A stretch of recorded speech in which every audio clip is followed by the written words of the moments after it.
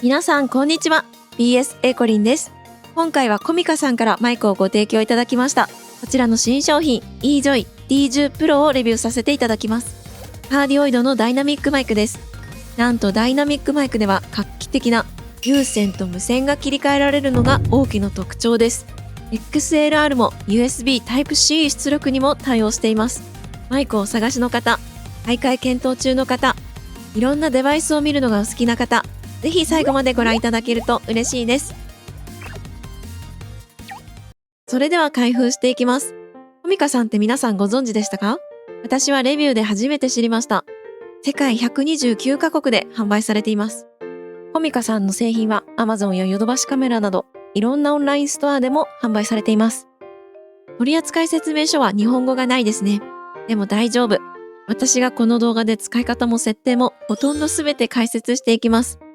こちらはマイクアームの台座部分です。こちらは USB Type-C ケーブルです。パソコン、ノートパソコン、スマートフォンとも接続できます。差し込み口の手前がシルバー塗装になっててかっこいい。結束マジックテープにはメーカーロゴがプリントされてていいですね。Apple 製品のライトニングポートデバイスに接続する場合は OTG 機能をサポートする USB-C ライトニングアダプタとケーブルが別途必要です。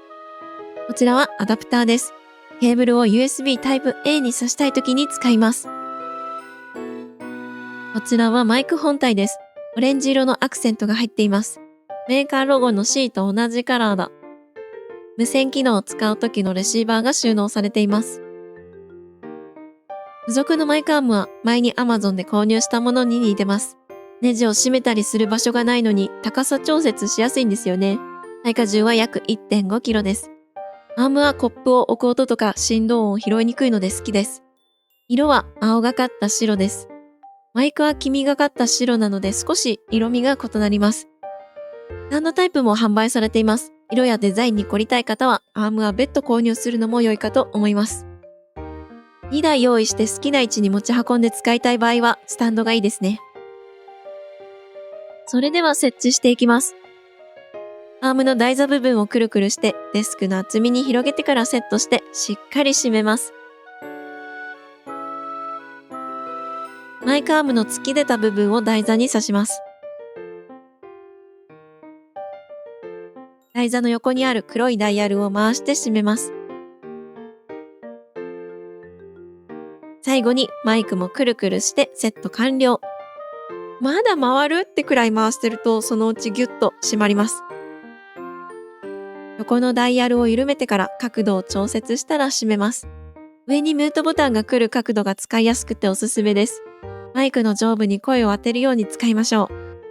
それではまず付属ケーブルを使ってパソコンに接続します。今回はアダプターをつけて接続しますね。これだけでパソコンと接続できましたが、パソコン側でマイクの許可設定が必要な場合は設定してください。まずゲインです。私はパソコン側の音声入力が 100% だと大きすぎたので 90% にしました。マイク音量が小さすぎるということはなく良好です。次にゲイン調節。こちらのマイクは4段階のスライドスイッチ式です。ゲイン調節ってダイヤルが多いですよね。簡単に調節できる反面、たまに動いちゃってる時ありませんか？私はたまにあって、配信で今日は声が小さいなと思ってゲイン調節を見ると、ダイヤルが回っちゃってる時がありますので、この点はいいなって思いました。どのくらい変化するのか聞いてみましょう。OBS を起動していますが、音声フィルターは一切つけていない状態での録音です。いきます。マイクチェック、マイクチェック、ワン、ツー、ワン、ツー。これはゲイン調節1です。マイクチェック、マイクチェック、ワン、ツー、ワン、ツー。これはゲイン調節2です。マイクチェック、マイクチェック、ワン、ツー、ワン、ツー。これはゲイン調節3です。マイクチェック、マイクチェック、ワン、ツー、ワン、ツー。これはゲイン調節4です。ゲインの次はミュートボタンを見ましょう。本体正面のダイヤルを押すとミュートまたはミュート解除です。押すとミュートになって RGB ライトが赤く点灯します。ミュート中はカラー設定関係なく赤になりますね。もう一回押すとミュートが解除されて先ほどのカラーに戻ります。大きくて押しやすい。次にこちらのボタンはノイズ除去です。押すとグリーンに点灯してノイズ除去がオンの状態になります。もう一度押すとブルーに点灯してノイズ除去がオフの状態になります。音声に違いがあるか試してみますね。マイクチェック、マイクチェック、ワン、ツー、ワン、ツー。これはノイズ除去オフです。これはノイズ除去オフです。マイクチェック、マイクチェック、ワン、ツー、ワン、ツー。これはノイズ除去オンです。さらに、こちらのノイズ除去ボタンは電源ボタンでもあります。約3秒長押しすると、マイク本体の電源オン・オフができます。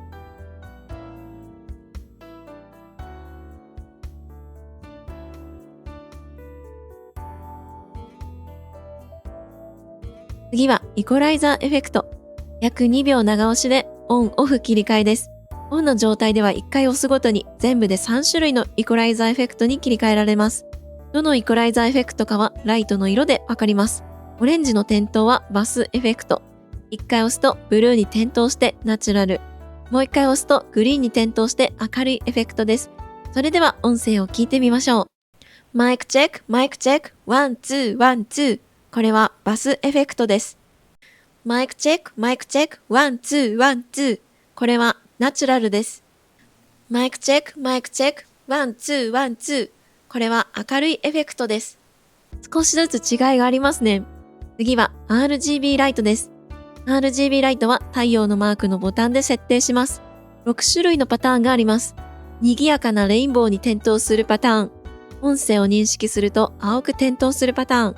オレンジの単色で点灯するパターン。水色とパープルで回転しながら点灯するパターン。点滅しながらレインボーに点灯するパターン。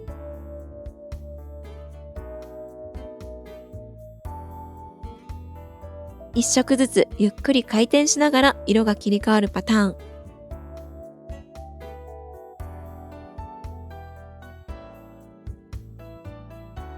そして1、2秒長押しするとオン・オフできます。こちらのダイヤルは最初ゲイン調節かなと思いましたが、モニタリング音量調節でした。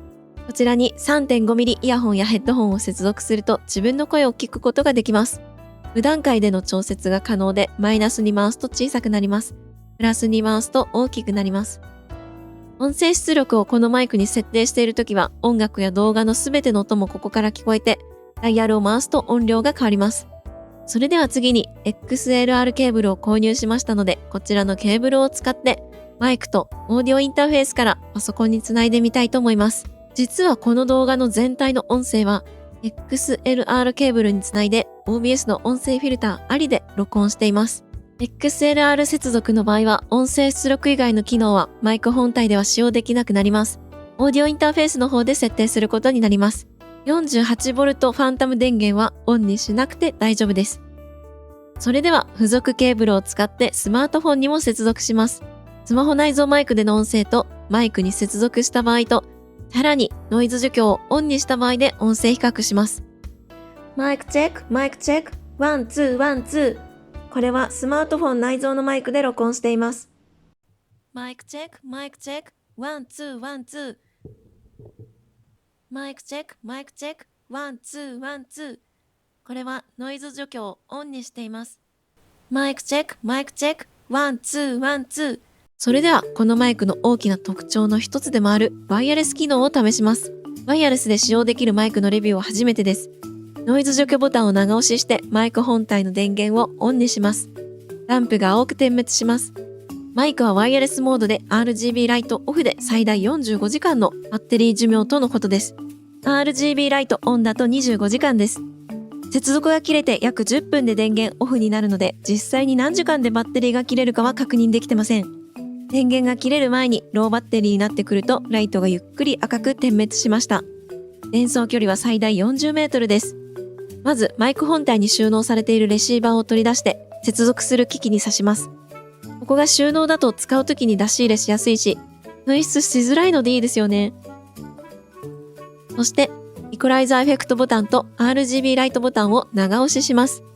ランプが青く点滅してペアリング状態になります。パソコンとのワイヤレス接続の場合は、パソコン側でマイクを許可設定にすると接続完了です。私のパソコンはね、なぜかレシーバーをタイプ C の差し込み口に挿してもうまく接続できませんでした。アダプターをつけてタイプ A に差し込むと接続できました。次にスマホとのワイヤレス接続です。私のスマホはオープンなので、設定のその他の設定から OTG 接続を選んでオンにすると接続できました。電源についてです。パソコンに有線でつないでいる場合は、パソコンを起動すると自動でマイクも電源オンになります。パソコンをシャットダウンしたときは接続は解除されますが、ずっと RGB ライトは点灯しています。ワイヤレス接続の場合は、約10分経過で自動で電源オフになります。手動でオフにすることもできます。ワイヤレス接続をフォートナイトで試しました。遅延がめちゃめちゃ少ないことにびっくりしました。今までいくつか Bluetooth 接続してますが、遅延が最も少なく感じました。私にはこのマイクでの有線とワイヤレスでプレイした時の差がわかりませんでした。ほんのわずかな遅延も避けたい方は有線がおすすめです。急にバッテリーが切れたら不安だなという思いはありましたので、その場合はあらかじめ充電を欠かさなければ大丈夫でしょう。感想と仕様です。